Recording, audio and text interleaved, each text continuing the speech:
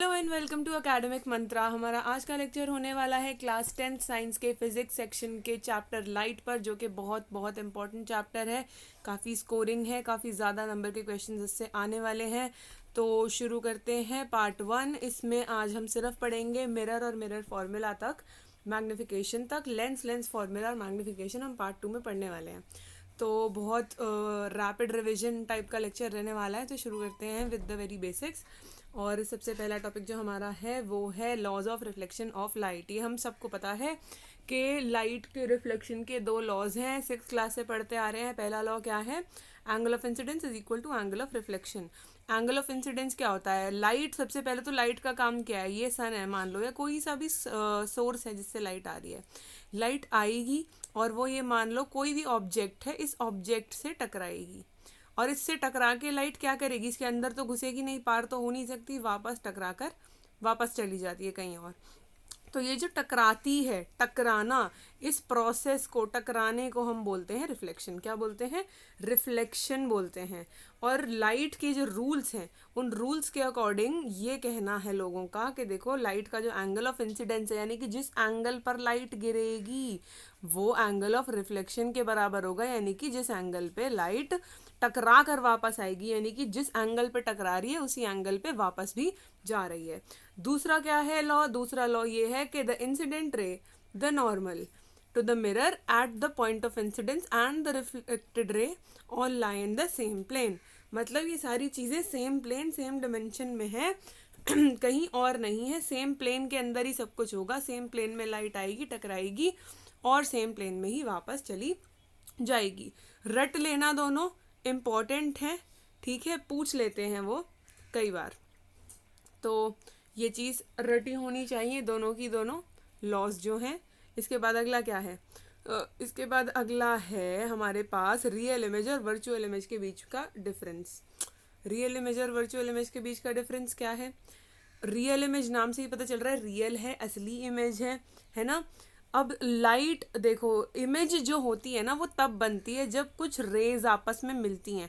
ये रे यहाँ से आ रही थी, ये रे यहाँ से जा रही थी, जहाँ भी ये रे मिली, इस पॉइंट को मैं कह दूंगी ये मेरी इमेज है। ये पॉइंट, हाँ यही पॉइंट इमेज है। जहाँ भी दो रेज मिल रही हैं वो पॉइंट इमेज कहला जाता है। ठीक है जी, ये होती है हमारी इमेज। रियल का मतलब कि रेज एक्चुअली मीट, असली में मिल रही हैं, तभी तो रियल है कि हाँ मिल तो रही हैं।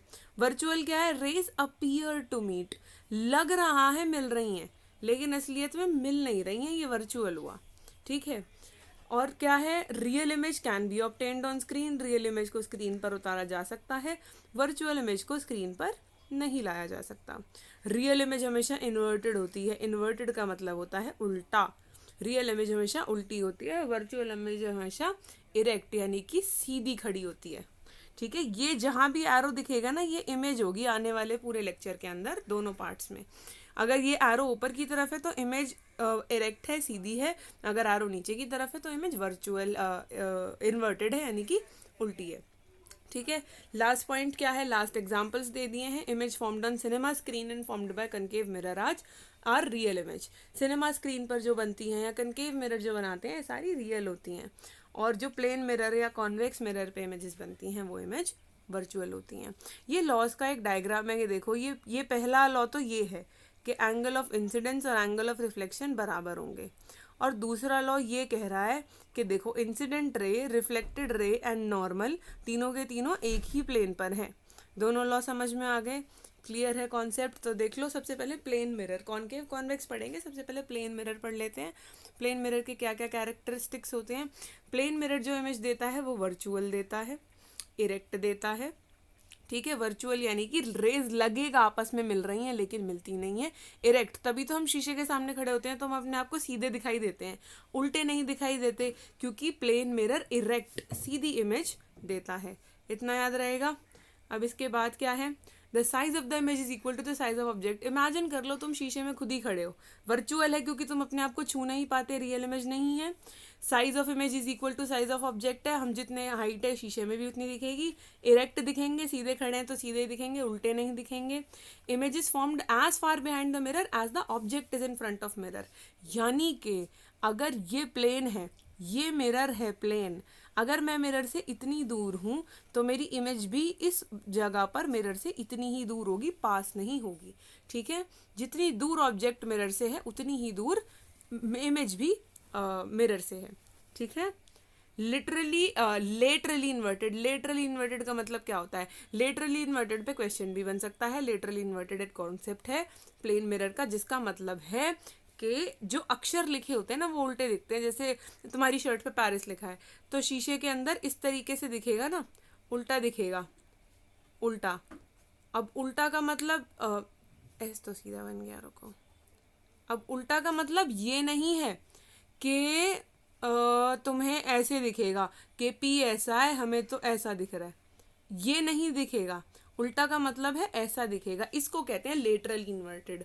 ठीक है, तो laterally inverted real plane mirror में इमेजेस दिखती हैं। और इसी वजह से एम्बुलेंस वाले भैया एम्बुलेंस उल्टा लिख के रखते हैं, क्योंकि हमारी गाड़ी के अंदर जो शीशे लगे होते हैं ना, ये वाले जो लगे होते हैं, ये प्लेन मिरर होता है।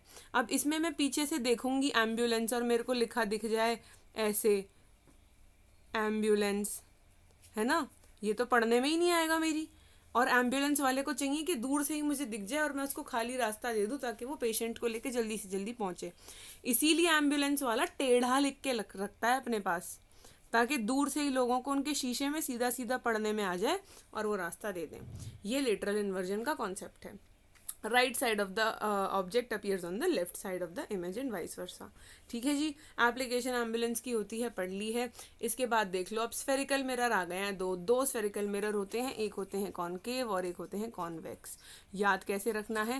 केव देखिए, गुफा होती हैं, इस तरीके से बनी होती हैं पहाड़ों में, यहाँ आके लोग अंदर चले जाते हैं, रहते हैं, जो मर्जी करते हैं, पर केव होती है। तो केव का स्ट्रक्चर याद रखना है, क्या होता है? ये होता है ना, इस तरीके से केव के अंदर घुसा जाता है। अगर केव मान लो ऐसी होती तो इसके अंदर घुस सकते थे? नहीं, है ना। तो केव ऐसी होती है, तो इस केव से याद रखना है कि कॉनकेव मिरर भी ऐसा ही होगा, केव जैसा होता है। ठीक है, और कॉनकेव याद हो गया तो कॉन्वेक्स उसका फिर ठीक उल्टा है, ये भी समझ आ जाएगा किस तरीके से होता है। ठीक है, कॉनकेव और कॉन्वेक्स दो तरीके के मिरर हो गए। अब देखो, अब कुछ ऐसी चीज़ें हैं जो तुम्हें पता होनी चाहिए। प्रिंसिपल एक्सिस क्या होता है, line joining the pole and centre, है ना। पोल क्या होता है ये मैं तुम्हें समझाती हूँ। जैसे मान लो ये कॉनकेव मिरर है, तो मिरर बना कैसे? ये किसी ज़माने में एक पूरा ना ग्लास होता था ऐसे, फिर हमने क्या करा, हमने इसको तोड़ दिया और इस जगह से हमने ये मिरर बना दिया, इतना इतना पार्ट लेके, लेकिन बाकी सारा भी इसी का एक हिस्सा है।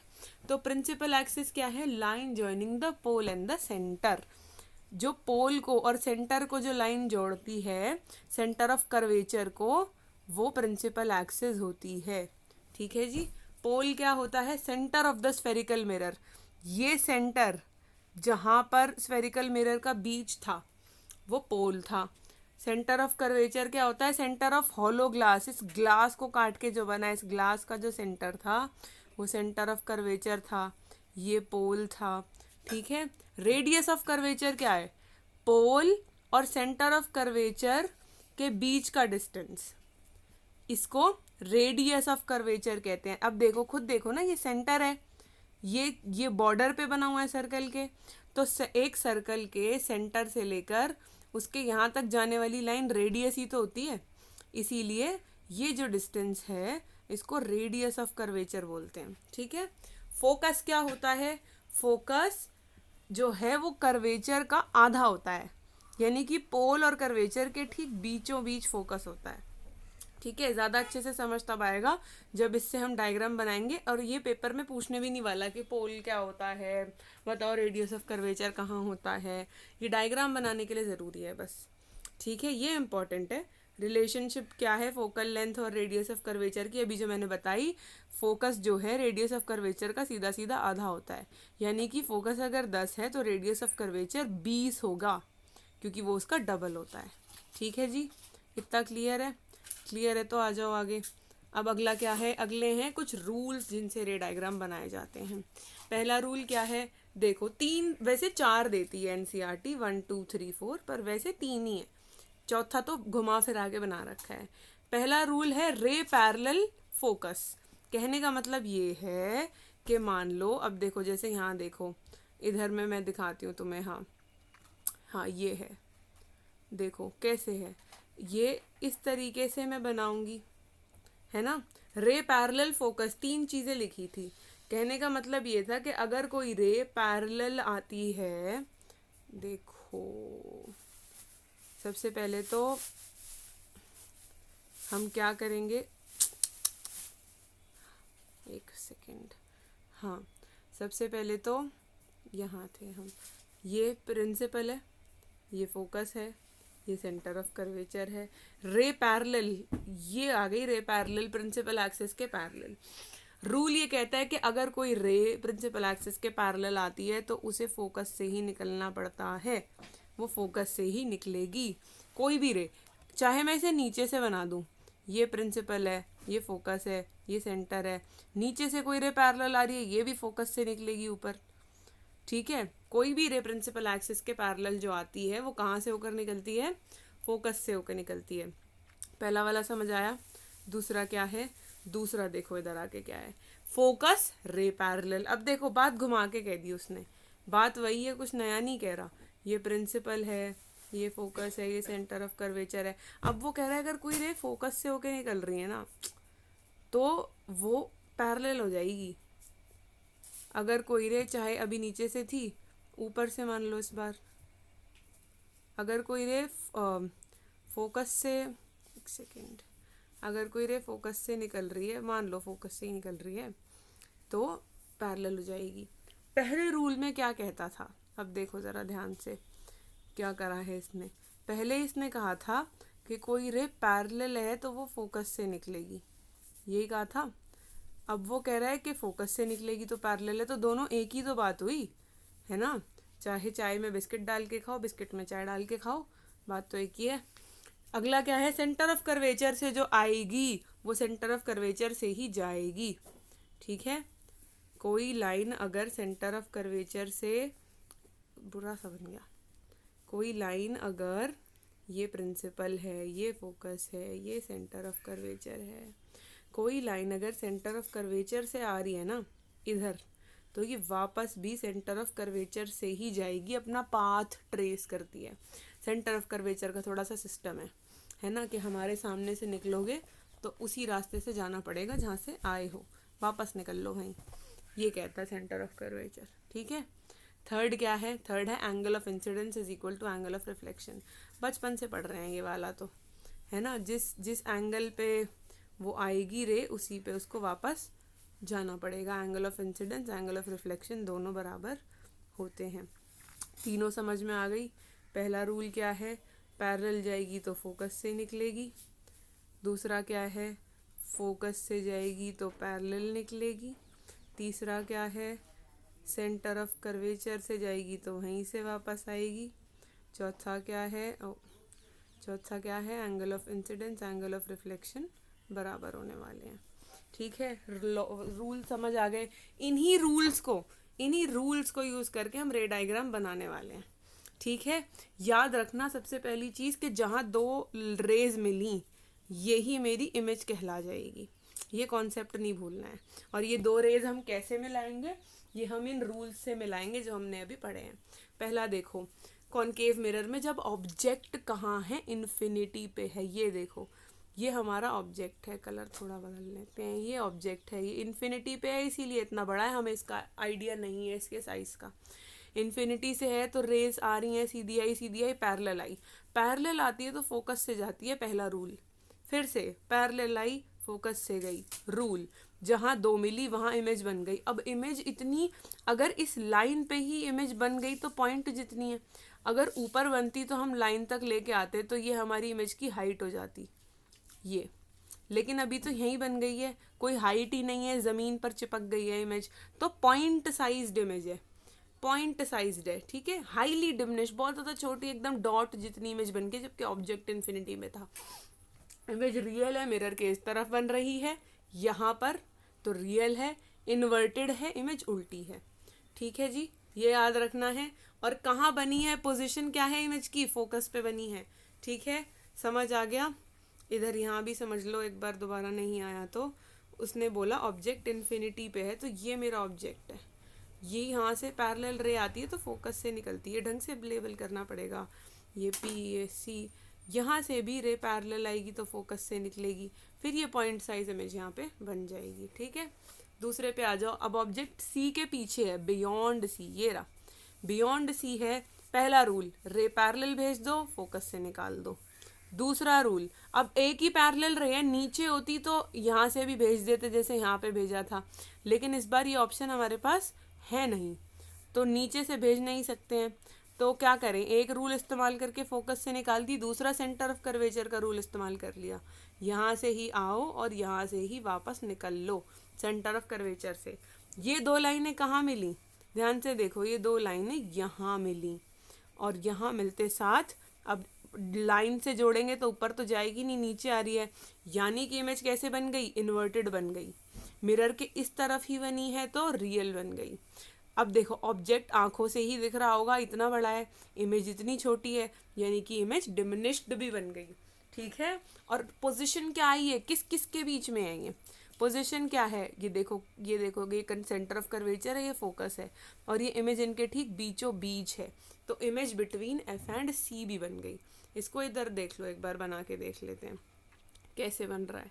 देखो, ये तुम्हारा मिरर है, ये ले लिया, ये प्रिंसिपल है, ये फोकस है, ये सेंटर ऑफ कर्वेचर है, ऑब्जेक्ट बियॉन्ड सी है, बड़ा सा ले लिया। अब आ जाओ, पहली रे, पहला रूल क्या है, पैरेलल भेजो, फोकस से निकाल दो। दूसरा रे क्या है, दूसरा रूल है सेंटर ऑफ कर्वेचर। अब ये इधर से बन नहीं पाएगा, सेंटर ऑफ कर्वेचर ज़्यादा पास ले लिया, रुक जाओ। ये ऑब्जेक्ट है, हाँ, सेंटर ऑफ कर्वेचर यहाँ ले लेते हैं। ठीक है, अब देखो दूसरा रूल इस्तेमाल करा, सेंटर ऑफ कर्वेचर से निकलेगी, यहीं से वापस आना पड़ेगा, आ ही गई। अब ये तुम थोड़ा छोटा बनाओगे, मैं बड़ा बना रही हूँ ताकि तुम्हें समझ आ जाए। अब देखो, दो लाइनें यहाँ मिली, इधर मिला दिया, ये इमेज बनी। इमेज दिख रही होगी, ऑब्जेक्ट से छोटी है, इमेज दिख रही होगी, है ना, छोटी यानी कि डिमिनिश्ड है, इमेज उल्टी है यानी कि इन्वर्टेड है। इमेज कैसी है, हाँ, डिमिनिश्ड है, इन्वर्टेड है। इमेज रियल है क्योंकि मिरर के इस तरफ है, और इमेज की पोजीशन बिटवीन एफ एंड सी है, ये भी दिख रहा होगा। चार चीज़ें याद हो गई, दोनों डायग्राम समझ आ गए। तीसरे और चौथे पे आओ। देखो कुछ नहीं करा रहे हैं, 6 डायग्राम कैसे आ गए, 6 डायग्राम ऐसे आ गए कि मैं समझाती हूँ। ये तुम्हारा मिरर था, ठीक है, ये फोकस है, ये कर्वेचर है, ये पोल है। उसने एक बार ऑब्जेक्ट बहुत दूर इन्फिनिटी पे रखा, फिर उसने इधर पीछे रख दिया, फिर इधर रख देगा, फिर इन दोनों के बीच में रख देगा, फिर इधर रख देगा, फिर इधर रख देगा। हो गए 6, है ना। एक बार दोनों के बीच में, एक बार सी, एक बार दोनों के बीच में, एक बार एफ, एक बार पी और सी एफ के बीच में। इस तरीके से उसने 6 बनाए हैं, लेकिन रूल वही सेम अप्लाई हो रहे हैं, तो कोई बहुत मुश्किल काम नहीं होने वाला। अब इधर आ जाओ, ऑब्जेक्ट सी पर है, कहाँ पर है, सी पर है, ये रहा ऑब्जेक्ट। पहला रूल, पैरेलल गई, फोकस से आई, इसी रूल को दोबारा इस्तेमाल कर लिया, फोकस से भेज दो, पैरेलल आ जाएगी। कहाँ मिल रही हैं ये दो, यहाँ मिल रही हैं, तो फिर ये इसी के नीचे इन इमेज बन गई। और ये भी ध्यान से दिख रहा होगा कि जितना साइज ऑब्जेक्ट का है उतने ही साइज की तो इमेज भी बन गई है, लेकिन अच्छा रियल भी बनी है क्योंकि मिरर के इस तरफ है, इन्वर्टेड बनी है क्योंकि उल्टी बन गई है नीचे की तरफ। रियल है, इन्वर्टेड है, सेम साइज है ऑब्जेक्ट के जितना, और पोजीशन क्या है, कर्वेचर के ऊपर ही बन गई, जहाँ ऑब्जेक्ट था उसके सर के ऊपर ही इमेज बन गई है ना। अब आ जाओ एफ और सी के बीच में। इधर देखो, एफ और सी वाला देखने में ज़रा मुश्किल लगता है, मैं यहाँ समझाती हूँ।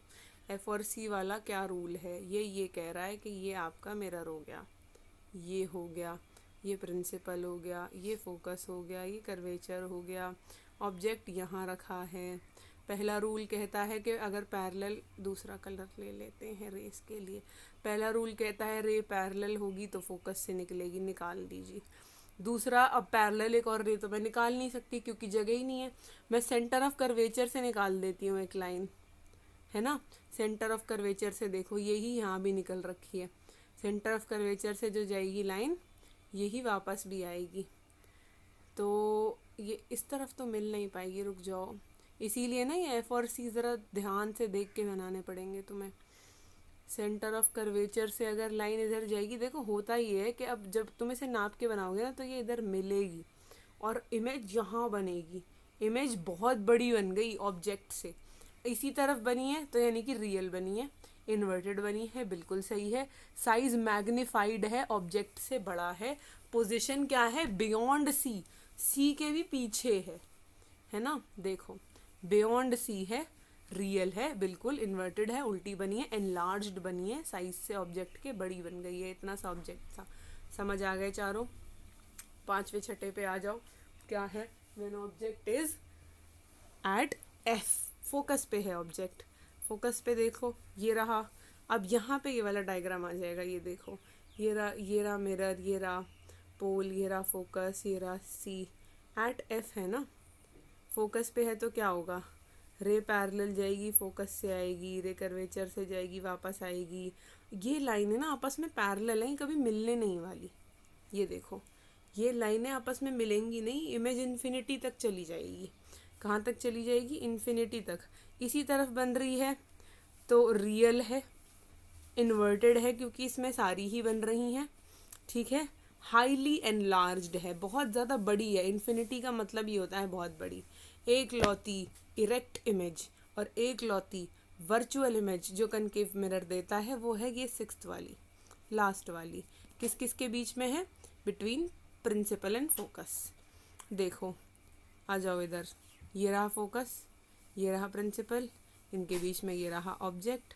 पहला रूल, पहला रूल इन्होंने इस्तेमाल करा है कर्वेचर से भेजो, कर्वेचर से आ जाओ। दूसरा रूल है angle of incidence equal angle of reflection. ये दोनों तो कहीं नहीं मिली, ये तो बड़ा गंदा सा डायग्राम है, तो इन्हें पीछे भगा दिया, कहीं तो मिलेंगी। यहाँ मिल गई फाइनली पॉइंट ए डैश पर, ए डैश पर मिली तो ऑब्जेक्ट जो बन गया वो इस तरफ बना, सीधा बना है, यानी कि इरेक्ट है, वर्चुअल है क्योंकि मिरर के इस तरफ नहीं है, इस बार इस तरफ है, वर्चुअल है। एनलार्ज्ड है क्योंकि बड़ा बन गई है इमेज ऑब्जेक्ट से, है ना।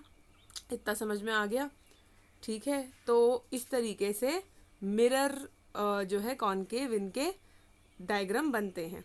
यूजेस देख लो कनकेव मिरर के क्या क्या हो सकते हैं। यूजेस ये हो सकते हैं कि सबसे पहले तो कहाँ यूज़ होता है, टॉर्चेस में, सर्च लाइट्स में, व्हीकल की हेडलाइट्स में, इन सब में यूज़ होता है। डेंटिस्ट भी यूज़ करता है, क्यों, क्योंकि see in enlarge images of the teeth, अभी लास्ट वाली पड़ी थी ना, एनलार्ज इमेज बनाता है। एनलार्ज इमेज देखने के लिए डेंटिस्ट भी यूज़ करते हैं। शेविंग मिरर्स में यूज़ होते हैं क्योंकि वहाँ भी लार्ज इमेज देखनी है, ठीक है। और सनलाइट कॉन्सेंट्रेट करने के लिए सोलर फर्नेसेस में भी यूज़ होते हैं कि ढेर सारी सनलाइट या मिरर अपनी तरफ इकट्ठी कर लें और उससे हम ढेर सारी एनर्जी जनरेट कर पाएँ। याद करना है, रट्टा लगा लेना है यूजेस का, क्योंकि यूजेस पूछ लेते हैं वो, ठीक है। अब अगर यूजेस समझ में आ गए हैं तो फिर आज का लेक्चर यहीं ख़त्म करते हैं, ठीक है। कल के लेक्चर में हम क्या करेंगे, कल के लेक्चर में हम पढ़ने वाले हैं कॉन्वेक्स मिरर के पढ़ेंगे रे डायग्राम्स, ठीक है। और फिर साइन कन्वेंशन पढ़ेंगे और मिरर फॉर्मूला पढ़ लेंगे, ठीक है। धीरे धीरे लेके चलेंगे इस चैप्टर को, क्योंकि 10 नंबर का चैप्टर है, जल्दी जल्दी भाग के कुछ करो और फिर वो समझ ना आए तो उसका कोई सेंस नहीं बनती। आज का इतना समझ आ गया, कल के लेक्चर में बाकी का पार्ट करेंगे। And hopefully we will cover this lecture in I guess 3 parts now. And I hope you liked the lecture. If you liked it, then subscribe to the channel and share with your friends. And I wish you best of luck for your exams.